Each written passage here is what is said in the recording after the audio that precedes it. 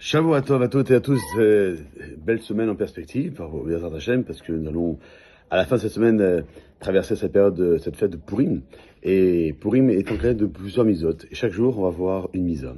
La première mitzvah qui nous incombe depuis une semaine et qui est valable jusqu'à la veille de Purim, donc jusqu'à jeudi, c'est donner Zecher, le Masada Shekel, en souvenir du demi-shekel. Et donc, on doit le donner selon la valeur de l'argent.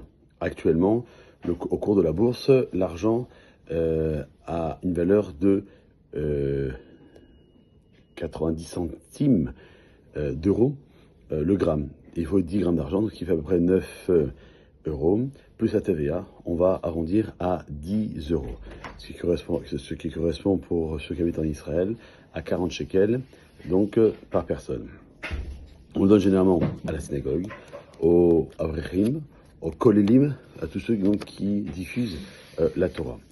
Et ça, c'est la définition de Masada Shekel selon le Shulchan Aruch pour les Séfaradim. Les Ashkenazim, eux, donnent 3 pièces de la moitié de la monnaie du courant du pays. Donc en France, par exemple, c'est 3 pièces de 50 centimes d'euros. En Israël, 3 pièces de 50 agourot. Et donc, on doit dire Zecher, en souvenir Masada Shekel, donc pour réaliser la mitzvah. Généralement, le père de famille est tenu d'accomplir. Sur les Séfaradim, sa femme aussi. L'Ashkenazim, les femmes sont dispensées.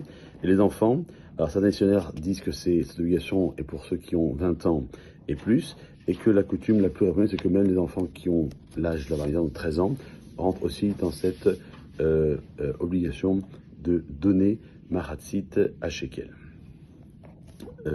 Mahatzit à Shekel, donc, ça fait pencher la balance face aux 10 000 kikars d'argent qu'Aman a voulu donner à Achashverosh pour anéantir les Juifs, comme l'explique la Gemara dans la Maseret Megillah, la page 13, que Resh Lakish disait qu'il était connu devant Kadosh Baruch Hu, qu'Aman pèserait ses pièges contre les enfants d'Israël. C'est pourquoi Hachem a fait précéder leur shekel au sien, et c'est pour ça qu'on a coutume de donner le shekel, donc depuis le premier Adar, donc depuis Shabbat dernier.